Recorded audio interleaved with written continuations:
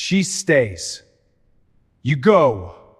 Colt didn't look up when he said it. Erin stood at the front entrance of the estate, her suitcase beside her. Raina waited behind him with the baby, quiet as furniture. Don't make this harder, Colt said. A guard pressed something into Erin's palm, her son's newborn bracelet. She turned it over. The barcode showed 14 digits. The mother ID underneath wasn't hers. The front door sealed shut with a sound like a vault closing. Whose name was written on her son's birth record? Before we begin, please subscribe and like. It really helps. Wishing you health and happiness.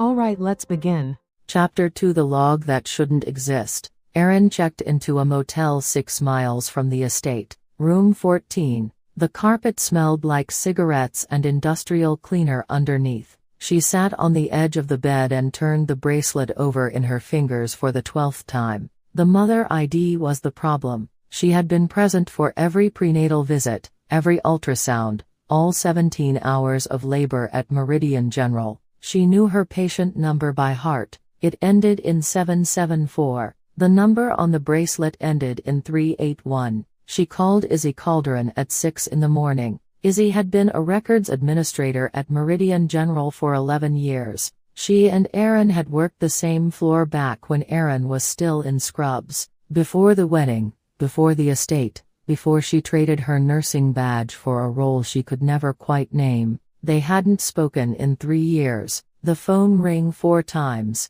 Erin. Izzy's voice was flat with recognition, not surprise. That alone said something. I need to see the log, Erin said. Birth records? August 14th. My son. A long silence. The motel's heating unit rattled and groaned like something working twice as hard for half the warmth. That's not a simple request, Izzy said finally. I know what I'm asking. Silence. Then coffee shop on Delmer. 10 o'clock. Erin arrived 9 minutes early. She ordered black coffee she didn't drink and sat with her back to the wall. Because 9 years inside Colt's world had trained her to always know where the exit was. The shop smelled of cinnamon and fresh espresso, warm and ordinary against everything she was carrying. Izzy came in at 10:02. She sat down without removing her coat. She slid a manila folder across the table and kept her hand on it for 1 extra second before letting go. Don't tell me where you got this, Izzy said. Erin opened the folder. The birth record log for August 14th showed what any normal delivery would show: admission time, attending physician, delivery suite, newborn processing. All of it looked correct at first, but the access history column told a different story. The file had been opened and closed 7 times in a 4-hour window. The first access was at 9:41 a.m., which matched the delivery timeline. The second, third, and fourth accesses came from a device flagged as an external authentication, not a hospital workstation. Erin's finger stopped on the 4th entry. The timestamp read 11:17 a.m. Her son had been born at 11:09. Someone had accessed his birth record 8 minutes after he entered the world. Her coffee had gone cold. She hadn't touched it. The folder was crisp and factual and impossibly damning. Who authenticated from the external device? Erin asked. Izzy's jaw went rigid. She pressed her knuckles flat against the table. The account belonged to a contractor, short-term administrative hire. She was brought on 2 weeks before your delivery date. Her name. Izzy hesitated, not the hesitation of someone protecting information, but the hesitation of someone afraid of what saying it aloud would set in motion. The contractor's name on file was Raina Salcedo, Izzy said quietly. She was terminated the day after your discharge. Erin stared at the name on the page. Raina, not Raina, 1 letter different. The kind of variation that slips through background checks, the kind that isn't an accident. The coffee grinder across the room roared to life and ran its full cycle, a long grinding blast that filled the space between them before cutting off. When it finished, the silence felt louder than before. Izzy stood. She buttoned her coat with deliberate, careful fingers. I have a daughter in 2nd grade,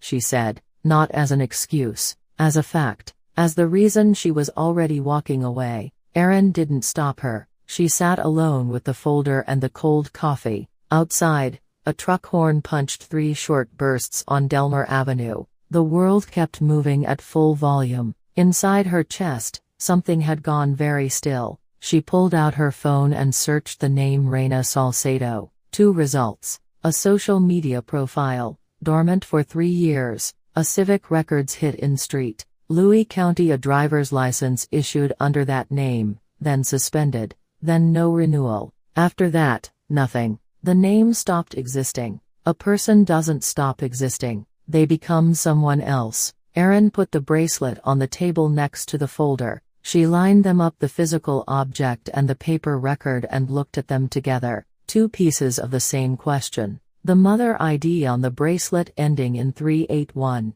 The contractor's access account at Meridian General, cross-referenced against the administrative hire packet at the bottom of Izzy's folder. Registered under employee number ending in 381. The number that wasn't hers was Reina Salcedo's, and Reina Salcedo was now living in Erin's house, holding Erin's child, answering to the name Reina. Erin's hands were steady when she slid the folder into her bag. Her breathing was controlled and measured the way she'd learned to breathe during 17 hours of labor, the way she'd trained herself not to break in rooms where Colt was watching. She left a $5 bill on the table. 8 days before the charity gala. Chapter 3, Too Clean to Be Real. Erin spent the next morning at the public library on Forsyth Boulevard. She paid for 3 hours on a terminal near the back window, away from the front desk, and started pulling at the threads of Reina's professional history. The resume on file with Colt's estate management company had listed 3 prior positions: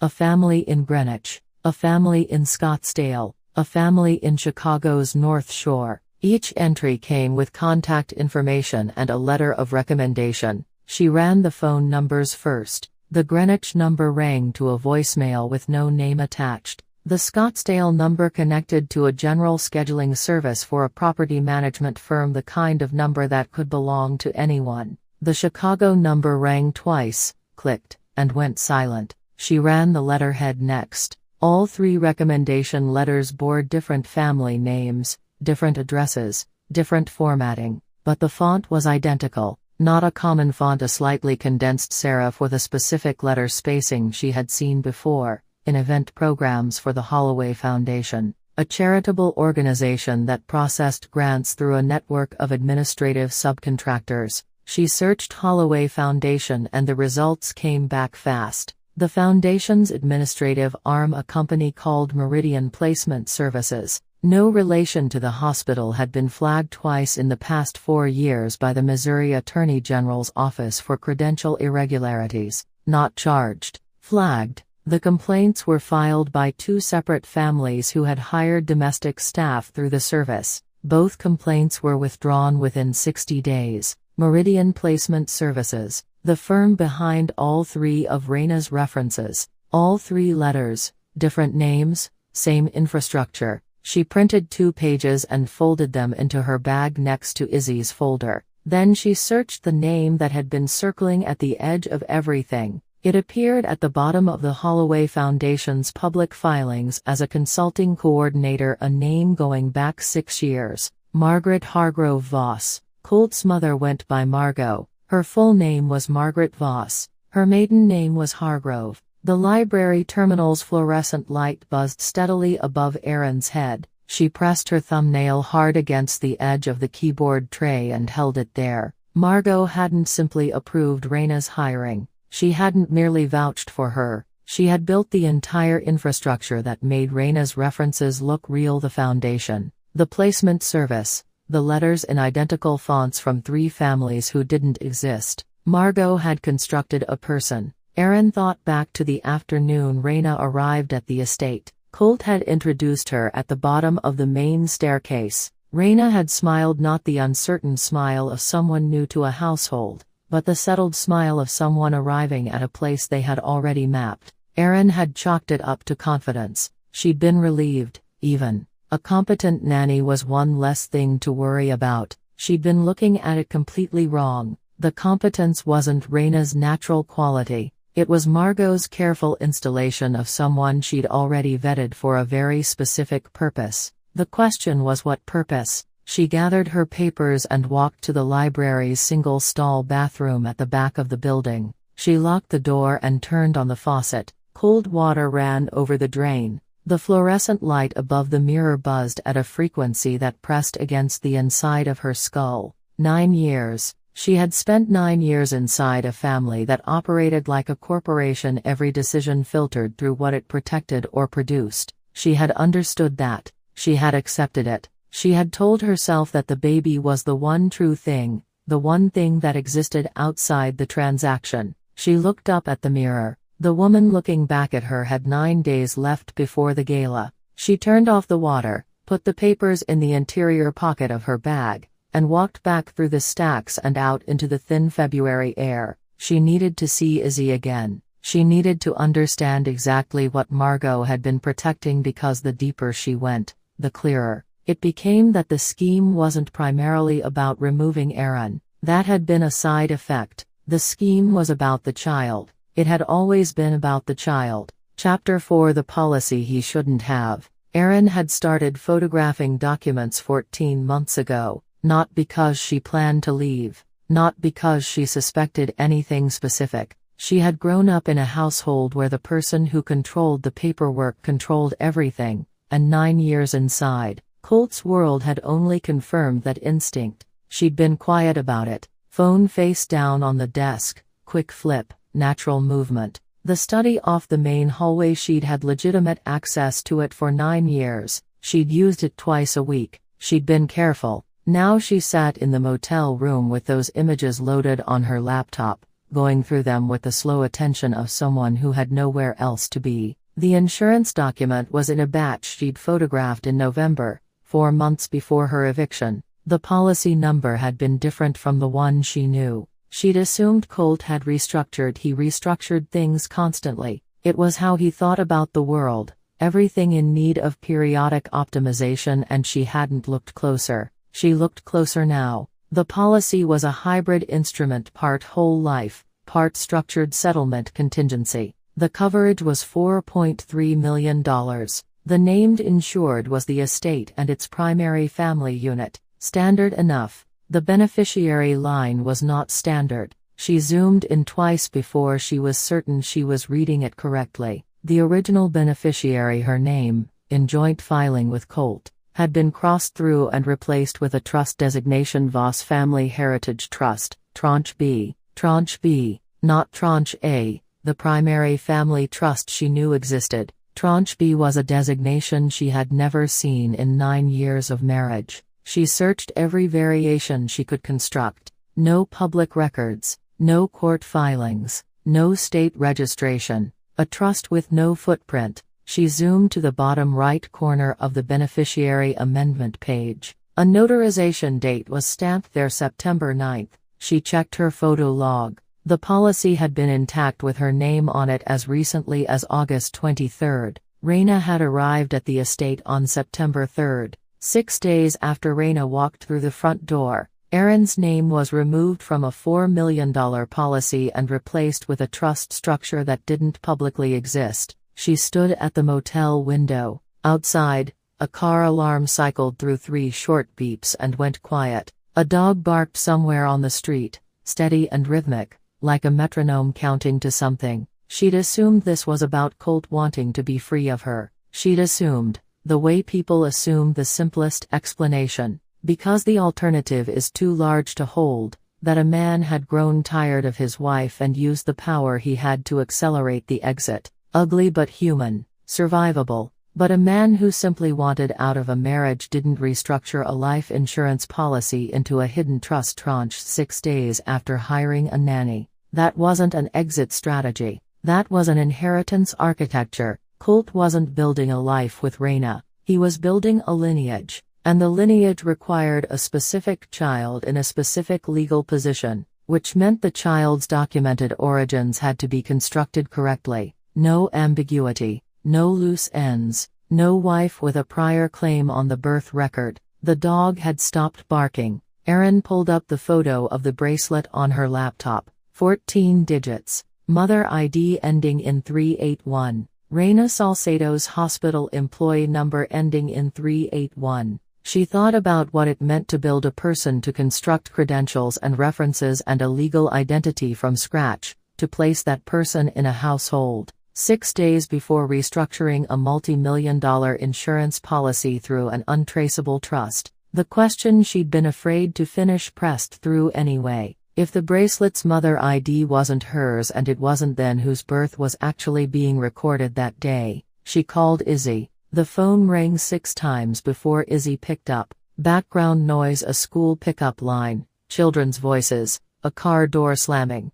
"I found the insurance documents," Erin said. Izzy didn't respond right away. The background noise shifted as she moved away from the crowd. "Erin," her voice dropped, "there's something else I need to show you." "Not on the phone." "The CCTV," Erin said, a sharp intake of breath on the other end. Not a confirmation, but not a denial. "Coffee shop on Delmer," Erin said. 8 a.m. The line stayed open for 3 seconds after Izzy stopped speaking. Erin could hear the school pickup lot engines idling, a teacher's whistle, the mechanical rhythm of ordinary life. Then the call ended with a click that sounded, to Erin's ear, like a lock turning over. 7 days before the gala. She closed the laptop and sat in the dark motel room with the curtains drawn and the heating unit making its low, constant complaint. The bracelet was warm from being held, familiar now, a small, ordinary object carrying the specific weight of a question she wasn't sure she was ready to answer, but she was going to answer it anyway. Chapter 5: The Name She Left Behind. Erin went to see Warren Okafor on a Wednesday morning. Warren was a retired detective who had done 3 security consultations for the Voss estate over the years and had never once warmed to Colt. She found him at his kitchen table with bad coffee and a laptop that was older than it had any right to be. "I need driver's license history," she said. "Raina Salcedo, Missouri and possibly Illinois." Warren looked at her for 2 seconds. "Give me 2 hours." She waited in a diner across the street and moved eggs around a plate she didn't eat. At 10:12, he texted, "Call me." She stepped into the cold and called. "Raina Salcedo has 3 license records," Warren said, his voice carrying the flat precision of someone reading from a screen. "Missouri license issued 7 years ago. Clean record, renewed once. Then a gap, 14 months of no activity.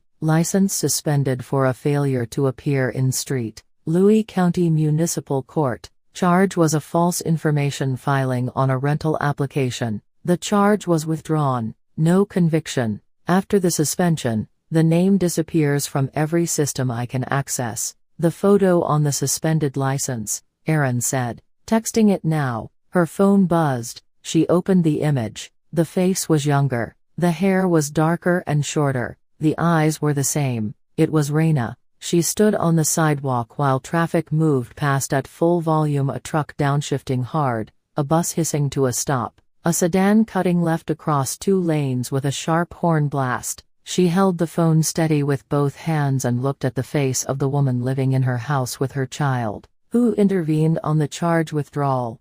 she asked. "Attorney of record on the withdrawal is a firm called Hargrove and Castellan, LLP. Hargrove, Margot's maiden name, sitting on a municipal court document as if it had always been there, as if it had been placed there on purpose. She was still standing on the sidewalk when her phone rang. A number she didn't recognize. She answered. The voice was the administrative kind, not hostile, not warm, calibrated to sound like procedure. "Ms. Hargrove Voss, this is Dennis Falk. I'm reaching out regarding personal property belonging to the estate. Specifically, a medical identification item, a newborn hospital bracelet. It's considered part of the child's permanent medical record and needs to be returned to the family." The bracelet. They knew she had it. "I'll take that under advisement," Erin said. "Ms. Hargrove Voss." She ended the call. She pressed her hand flat against her bag and felt the hard edge of the bracelet through the fabric.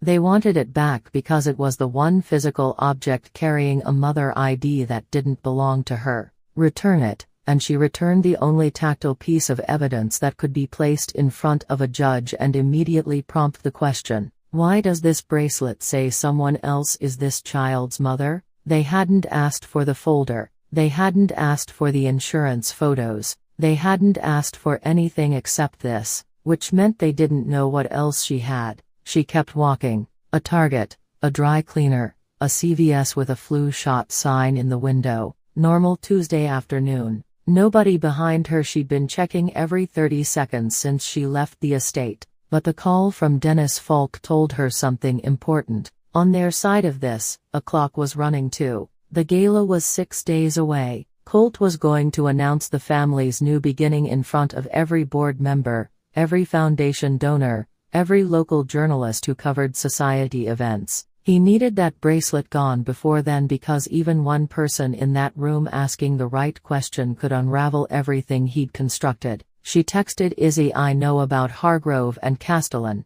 I know how far back this goes. I need you to tell me what happened in those 14 minutes. The reply came 40 seconds later. A single period. Then tomorrow, 8 a.m., same place. 6 days before the gala. Chapter 6 14 minutes. Erin was at the coffee shop at 7:43. Same corner as before. Same cold coffee she wouldn't drink. Same clear line to the door. She watched the entrance and kept her hands flat on the table. Izzy arrived at 8:04. She was wearing the same coat as the first meeting but had forgotten to button it. Her hair was pulled back quickly, not carefully, and there was a particular look in her eyes that Erin recognized from years on the hospital floor, the look of someone who had rehearsed a conversation all night and still didn't know how to begin it. She sat down and put both hands flat on the table. "I need you to understand that I didn't know," Izzy said. "When it happened, I didn't understand what I was seeing. It only made sense later. Tell me." Izzy looked at the table. The coffee grinder fired up across the room and ran through its full cycle, a long, grinding roar before cutting off. When the silence returned, Izzy began. On the morning of August 14th, she had been on a 12-hour shift in medical records. At 11:22 a.m., she received a routine internal request from the maternity floor, a standard handoff notification. A newborn from Delivery Suite 4 was being transferred to the Level 2 nursery for standard processing. She signed off on the notification and returned to her queue. 40 minutes later, a per diem nurse named Diane came to the records window. She said there had been a wristband discrepancy on a newborn and needed to correct the record. She had the appropriate department authorization code and her hospital ID. Everything was in order. Izzy had processed the correction. The CCTV in the corridor outside the nursery, the backup feed recorded to an off-site server, showed Diane entering the nursery at 11:31. The next timestamp was 11:45. 14 minutes of recorded data had been replaced with a looped still image. The loop was clean, professional grade, not the kind of edit a per diem nurse could execute alone. "I found it by accident 3 months later," Izzy said. Her voice was very flat now, the flatness of someone who has processed a horror so many times it has become a plain fact. "I was doing a routine audit on backup integrity. The loop had a compression artifact that only shows up under specific encoding parameters. Normal playback wouldn't catch it. You'd only see it if you were actively looking for file manipulation." "Did you report it?" Izzy pressed her hands harder against the table. "I drafted the report. I was going to send it to compliance the next morning." She stopped. "That night I got a call from Dennis Falk. He told me there was a documentation error in my personnel file from 6 years ago. A record I'd backfilled incorrectly when I was new and didn't fully understand the system. He said it was technically grounds for termination. He said he wanted to make sure I was aware." A pause. He also mentioned that the Voss Family Foundation had recently made a significant contribution to the hospital's endowment, and that they had ongoing interest in the institution's stability. Erin did not move. The coffee shop hummed its warm, cinnamon-scented, completely indifferent hum around them. "Diane," Erin said, "is she still on staff?" Izzy shook her head. 4 shifts in August and never scheduled again. Her employee number traces back to an agency contract terminated the same month. A breath. The agency is listed under Meridian Placement Services, the same firm behind Raina's references. The full shape of it was visible now. Not a series of separate acts, an impulse here, an opportunity there, but a single constructed system. The placement agency that built Raina's identity. The per diem nurse brought in for 4 shifts and one specific task. The attorney who called Izzy the night before she could file her report. All of it connected, all of it deliberate, all of it moving through the same channels, funded by the same family. 14 minutes. That was all the time they needed. Izzy reached into her coat pocket and placed a small encrypted USB drive on the table. Beside it, a folded square of paper. The backup file with the artifact is on there, she said. The pin is my daughter's birthday. Her voice was quiet. It's the only number I know I won't forget. Erin picked up the drive and the paper. She held them for a moment without speaking. The weight of a second-grade girl's birthday as the key to evidence of a crime, the specific tenderness of that, the specific cost of it. Thank you, Erin said. Izzy stood. She buttoned her coat properly this time. One button at a time, unhurried. At the door she paused with her hand on the frame. Cold air pushed through the gap and moved through the warm shop. I have a daughter in 2nd grade, she said again. The same words. Not an excuse this time and not an explanation. Just a statement of what was at stake for her, placed in the record. I know, Erin said. Izzy left. Erin sat alone in the warm shop while the grinder ran another cycle and a barista called out a name she didn't recognize. She put the USB drive in the interior pocket of her bag, against her chest, beside the bracelet and the folder and the printed pages, everything close to her body, everything accounted for. 5 days before the gala, she had the bracelet, she had the birth log. She had the access anomaly and the fake references and the hidden trust and the insurance restructuring and the license history, and now, 14 minutes of deleted footage on a drive with a little girl's birthday as the key. What she didn't yet have was DNA she could trust. She was going to need the DNA. Chapter 7. Everything locked at once. The restraining order arrived as a text from Dennis Falk at 6:47 a.m. Not formal delivery, a courtesy notification, he called it. The actual paperwork had already been filed in family court the previous afternoon. Erin's attorney Graham sent a follow-up text 30 seconds later. Temporary injunction. Filed yesterday 4:12 p.m. Call me when you're up. She was already up. She called. The injunction was comprehensive. It restricted her from approaching within 200 feet of the estate, from contacting Colt directly, from discussing proprietary family matters with third parties, and from interfering with established child care arrangements. That last clause was written in the passive voice, which was how attorneys buried the most important things. The child care clause gives them grounds to escalate if you approach the estate, Graham said. What they're doing is creating paper that makes you look like the destabilizing party. They're trying to cut me off from my son. For now, Graham said. His voice was careful, not permanently. She put the phone down and opened her banking app. The joint account with Colt was frozen. The personal account she'd maintained since before the marriage, $4,300, was still accessible. She'd already transferred everything to a new account at a different bank 3 days ago, because she'd seen this coming. Not all of it, but that specific move, yes. She looked at the motel room, the scratched dresser, the parking lot view. 14 days in a room that smelled like other people's temporary lives.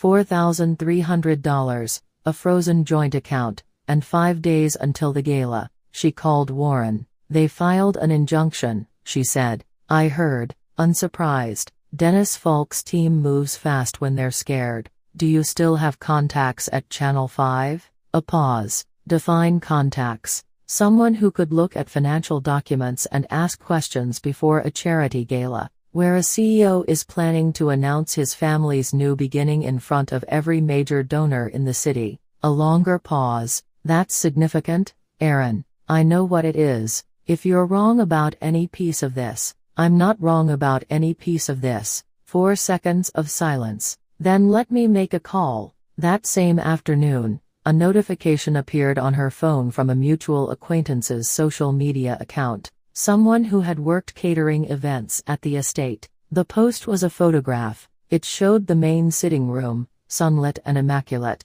Raina was seated on the cream-colored sofa with the baby in her lap, wearing a pale blue dress, hair down, looking at the child with an expression of complete serenity. The caption read New Beginnings. Some things are worth protecting. 47 comments, rising. Erin put her phone face down on the bedspread. The heating unit rattled. A car door slammed in the parking lot. She breathed through the next 30 seconds the way she'd learned to breathe in rooms where something was pressing in from every direction, controlled, measured, not because she wasn't feeling it, but because the feeling was useful only if she didn't let it take the wheel. The photograph was a document, same as any other. Margot behind the instruction, Raina executing it with practiced ease, Colt's legal team having filed the injunction the previous afternoon so that if Erin attempted to respond publicly, she would be in technical violation of a court order within 24 hours of the post going live.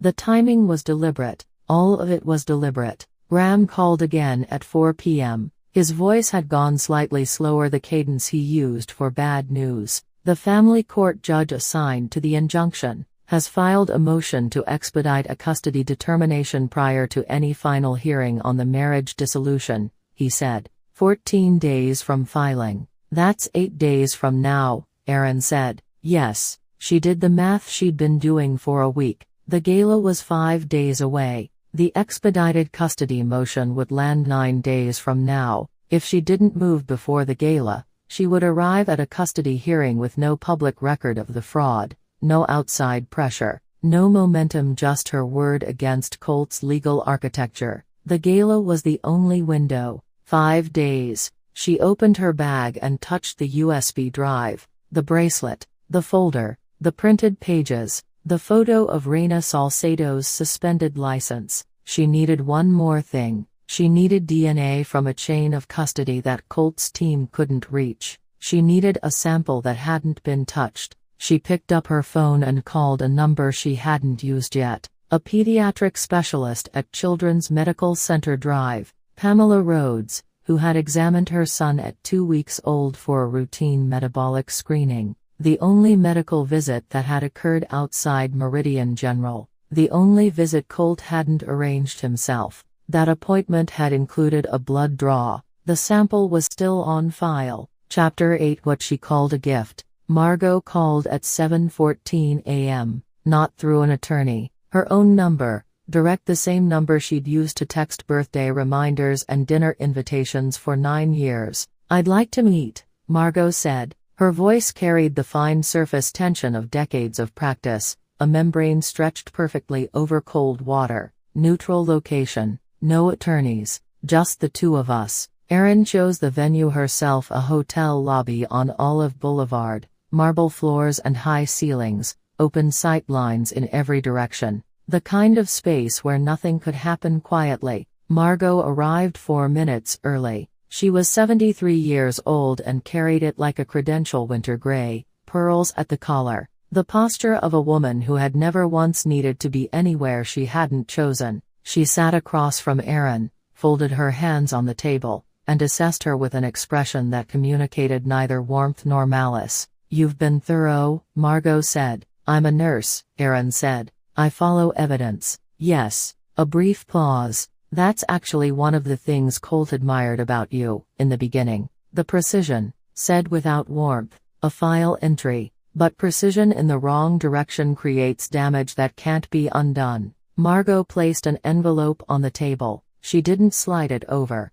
She set it down and left it there. Tranche B of the Voss Heritage Trust currently holds $11.4 million in managed assets. If the current family structure is formalized, legally, publicly, a portion of that tranche becomes available for associated parties who supported the transition. Erin looked at the envelope. She didn't touch it. "And if I don't support the transition?" The family court motion proceeds. Margot's voice stayed at the same temperature throughout, flat, controlled, the same from the first word to the last. "You have no permanent address, no employment, a temporary injunction on file, and your most credible witness would need to decide whether their position at Meridian General is worth the consequences of appearing in a contested proceeding against this family. People generally make sensible choices." Izzy. She was talking about Izzy. "You're threatening a hospital employee," Aaron said. "I'm describing a situation," Margot said. "Situations have natural outcomes." She stood and adjusted her cuffs. "The envelope is yours regardless. Consider it a gift. I prefer exits to be clean." She left without looking back. Aaron sat for 2 minutes with the envelope on the table. Then she stood, left it there, and walked out into the lobby's cold marble air. She called Drive. "Pamela Rhodes at Children's Medical Center, Drive." Rhodes confirmed the metabolic screening sample still existed in the specimen archive, flagged under her son's patient ID and scheduled for routine destruction in 30 days. Aaron had already initiated a legal hold request through Graham. Graham called her back at noon. His voice was at its most careful, the slowness of bad news delivered to someone he knew would understand its implications immediately. "The sample is compromised," he said. "The specimen archive shows it was accessed 6 days ago. The chain of custody log shows a replacement request filed under a hospital administrative code. The original sample was removed and replaced with a standard saline control 6 days ago, the same day the restraining order was filed, the same day the social media photograph went live. They had moved on every front simultaneously. Is there anything left?"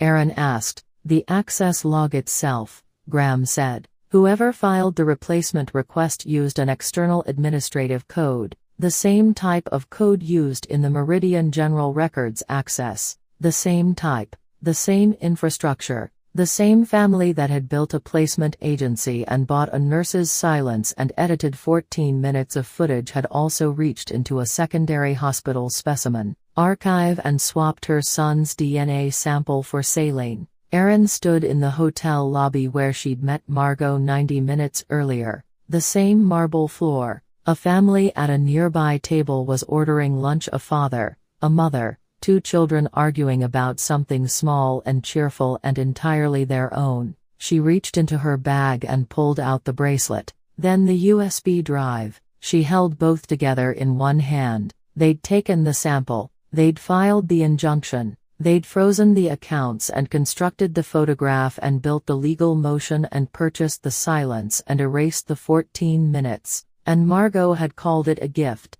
4 days. But Aaron had taken something they didn't know she had. 13 weeks before her eviction, on an ordinary Wednesday morning, she had sealed 4 strands of her son's hair in a small white envelope and placed it inside her nursing bag, a nurse's instinct. She had never been able to explain to herself, the reflex of someone trained to preserve evidence before she knew she had any. She had mailed that envelope to a private genomics firm in Chicago 8 days ago. The results were due in 48 hours. She texted Izzy they got to the children's medical sample. "I have something else. Can you come to me tonight?" The reply came in 90 seconds. "Already on my way." Chapter 9. The 40-foot screen. The Meridian Grand's ballroom held 300 people and had 6 different entrances. Aaron had walked the floor plan twice over the previous 48 hours, first in her head from memory, having attended this same gala for 7 consecutive years as Colt's wife, then on paper with Warren beside her at the motel table, marking access points with a red pen. The injunction covered the estate. It covered direct contact with Colt. It did not cover the Grand Meridian Hotel on Lindell Boulevard, a public venue, and it did not prohibit Aaron from attending a publicly ticketed charity event. Graham had confirmed this twice and put it in writing. Warren had secured 2 press passes through his contact at Channel 5, a journalist named Tara Chen. She had covered the Voss family twice before and had spent 3 days going through every document Aaron had assembled. Tara had not run a story yet, not because she doubted the material, but because they had agreed together on what the right moment was. Aaron arrived at 7:18 p.m. She wore black. Her hair was down, which was not how she had worn it in the years she stood beside Colt at these events, and she moved through the lobby at the pace of someone with a reason to be there, which she was. The ballroom was already full. Chandeliers threw warm gold light across nearly 300 people who knew each other by foundation board membership and endowment gift size. Aaron recognized 40 of them by name. She kept her expression neutral, her pace steady, and she did not look toward the center stage until she had reached the back wall near the secondary AV station. Warren was already there, standing beside a portable laptop case. "Tara's in position," he said quietly. "Front row press area. She has the documents." Aaron opened the laptop case. Inside was a compact HDMI transmitter linked to the venue's backup projection system, the same system used for keynote presentations and awards ceremonies, which Tara had arranged access to through the venue's media coordinator as a legitimate Channel 5 technical setup. The screen behind the stage was 40 feet wide. The DNA results had arrived 36 hours earlier. The Chicago genomics firm had processed 4 strands of hair from an unbroken chain of custody that Erin had maintained since she sealed that white envelope 13 weeks before her eviction. The report was 3 pages. The summary was clear. No genetic match between the child and the male profile submitted for comparison. Colt was not the father. The maternity finding was conditional, but specific mitochondrial DNA markers in the child's profile showed a statistically significant maternal match greater than 94% with a reference profile derived from biological material associated with the identity. Reina Salcedo, cross-referenced through a genealogical database submission filed 7 years ago. The child's biological mother was, with 94% certainty, Reina. The woman living in Erin's house with Erin's child was not the nanny, she was the mother. And the man who had built a lineage around that child, who had restructured insurance policies and constructed trust tranches and paid attorneys and purchased silence and expelled his wife in front of a chandelier, was not the father at all. Colt appeared at 7:44, navy suit, no tie. He moved through the room with the ease of a man who had never once doubted his welcome in it. Reina was not beside him yet. This was the build-up. She would appear during the announcement. Margot was at table 3. She saw Erin from 30 feet away and something tightened at the corner of her eyes, but she didn't move. She was calculating. Colt reached the stage at 7:51. The room settled into expectant silence. "I want to thank all of you," he began. His voice was warm and calibrated through the speaker system, a professional voice, the voice of a man who had spent 40 years learning how rooms worked. "This foundation has always been about legacy, about what we leave behind." A perfectly weighted pause. "Tonight, I'd like to introduce you to the next chapter of mine." Reina appeared from the side entrance, ivory dress, hair down, the baby against her shoulder. The room responded with the soft, reflexive warmth that rooms always give to beautiful women holding children. Erin's hands moved on the keyboard. The first file, the birth record access log, timestamped August 14. External authentication from an employee number ending in 381. Clean and readable at 40 feet. She hit the transmitter switch. The screen behind Colt changed. The room took 3 seconds to process it. The murmur started at the edges, the people nearest the screen who read fastest, and moved inward in a slow wave. The sound of nearly 300 people adjusting their understanding of what they were looking at. Colt turned. Erin pulled up the second file, the 14-minute CCTV gap, the compression artifact notation, the clean professional-grade timestamp manipulation. Izzy's backup analysis in clear, bureaucratic language. Colt's voice at the microphone said cut the. The audio technician hesitated. Warren was standing beside the AV station. Third file, the insurance policy amendment, September 9, 6 days after Reina's hiring. Voss Family Heritage Trust, Tranche B. The specific,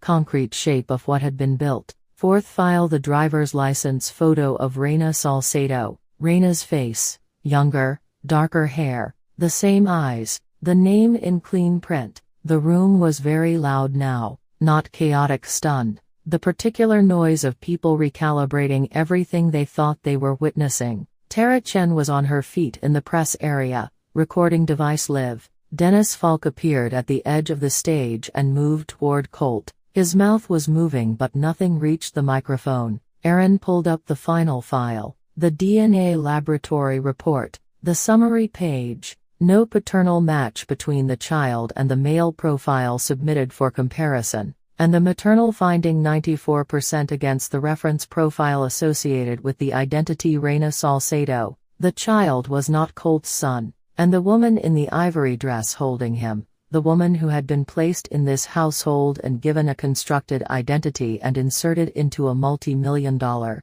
inheritance structure, she was, with 94% certainty, his mother. The room went absolutely silent for 4 full seconds. Then it didn't. Colt stood on the stage under the 40-foot screen with every donor in the city arranged around him and his mother at table 3 and his attorney at the edge of the platform, and he looked at the screen the way a man looks at something he built to last forever the moment before it falls. Reina's face, from across the ballroom, showed something Aaron had never seen there before. Not calculation, not performance. Something underneath all of it, something that had been held there for a very long time and was now, finally, running out of room. Tara Chen spoke into her recorder. Her voice was clear and carried well. "Colt Voss," she said, "do you have a response to these documents?" Chapter 10: What Blood Couldn't Buy. By 10 a.m. the morning after the gala, a reporter from the Post-Dispatch had the story live. By noon, 4 national outlets had picked it up. The headline that traveled furthest was the simplest one: Voss CEO family fraud, DNA, deleted records, and a nanny who may be the mother. Colt did not appear publicly. Dennis Falk released a statement at 11:18 a.m. that described the situation as a private family matter, subject to active legal review, and said nothing else. 8 sentences. The administrative voice at maximum compression saying, in perfect formation, that the man behind it had run out of better options. The Voss Family Foundation's Board of Trustees called an emergency session at 2 p.m. By 3:15, Graham had word through a contact Colt's executive functions had been suspended pending internal review. Not terminated, suspended. The distinction mattered, the institution covering itself with one hand while it decided what to do with the other, but the effect was the same. His board proxy votes were held.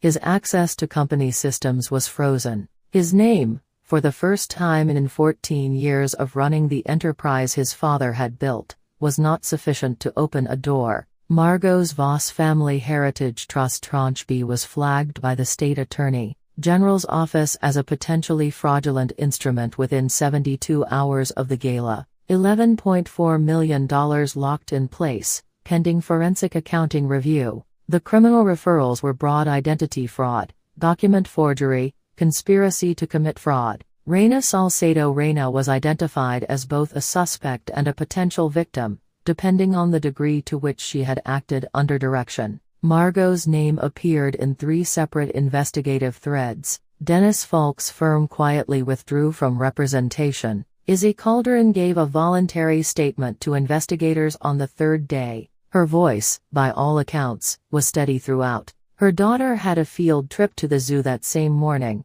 and Izzy had arranged for a neighbor to take her. She was at the prosecutor's office by 8 a.m. Aaron sat in Graham's office on the 4th day. "The custody framework is complicated," Graham said. He had a yellow legal pad in front of him with 6 lines written out and 2 crossed through. "The DNA results create a potential biological claim for Reina if she chooses to assert it. The fraud charges complicate that claim, but don't eliminate it. Family court is going to be working through this for a long time. What does the child need right now?"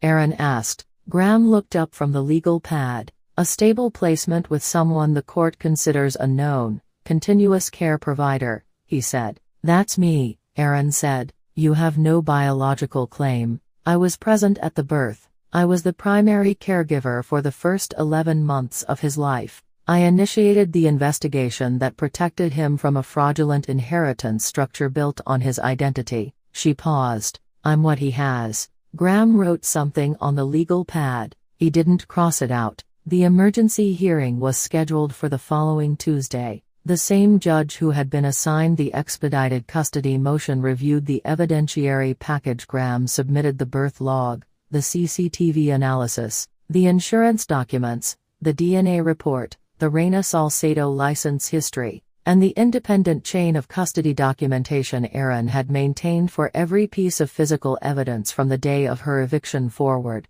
4 strands of hair in a white envelope, sealed 13 weeks before she knew she had any reason to seal them. The judge granted a temporary placement order in Aaron's favor, pending full hearing. Colt filed no opposition. The silence from that side of the legal landscape was total and final, the silence of a structure that had collapsed too completely to be defended from within. Warren called that evening. "You did good," he said. "I followed the evidence," she said. "Same thing," he said. "In the right hands." 2 weeks later, on a Thursday morning in early March, Aaron carried her son through the corridor of Children's Medical Center for a follow-up appointment with Drive Rhodes. The hallway smelled of antiseptic and floor wax with something floral underneath plug-in air freshener. Near the pediatric check-in, the kind they use to soften the antiseptic edge for the kids who are already scared coming through the door. She had walked this corridor before, as a nurse, years ago, when she wore different shoes and carried different weight. The fluorescent lights ran the length of the ceiling in long strips. The floor was pale institutional gray. The building hummed with the mechanical sounds of purposeful work carts rolling, intercom announcements, the deep rhythmic hum of a place that existed to keep people alive. Her son was awake. His eyes tracked the ceiling lights as she carried him, the uncomplicated attention of someone who had not yet learned to look away from things. She thought about what Margot had said in the hotel lobby. Precision in the wrong direction creates damage that can't be undone. She thought about how specifically wrong that analysis was. The precision hadn't been in the wrong direction. The precision had followed what was true. And what was true had led here to this corridor, this morning, this child whose eyes moved from light to light without fear. She didn't know the full shape of what came next. The legal proceedings would run long. The question of Raina's biological claim would eventually need a real answer, not a legal workaround,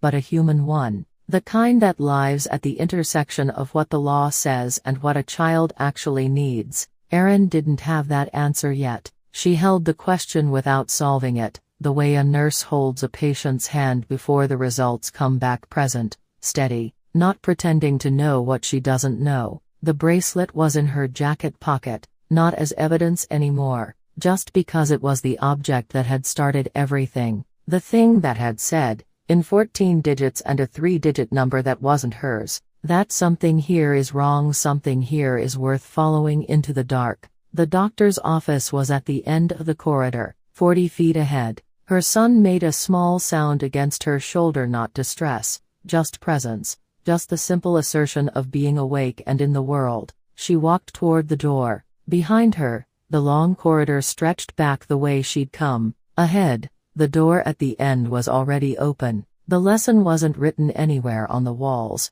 but she carried it in her body the way she carried everything that mattered, not in blood and not in paper, and not in any trust tranche with a name that didn't publicly exist, in who showed up, in who stayed, in who followed the evidence all the way to the end, even when the end was a motel room on the wrong side of everything, even when the clock was running, even when the gift left on the table was 11.4 million reasons to walk away. Responsibility makes apparent, not obsession with bloodlines. And the man who had built an empire to prove otherwise had, in the end, proven only that. She walked through the door. Thanks for listening. I hope this gave your heart a quiet moment to rest. See you next time.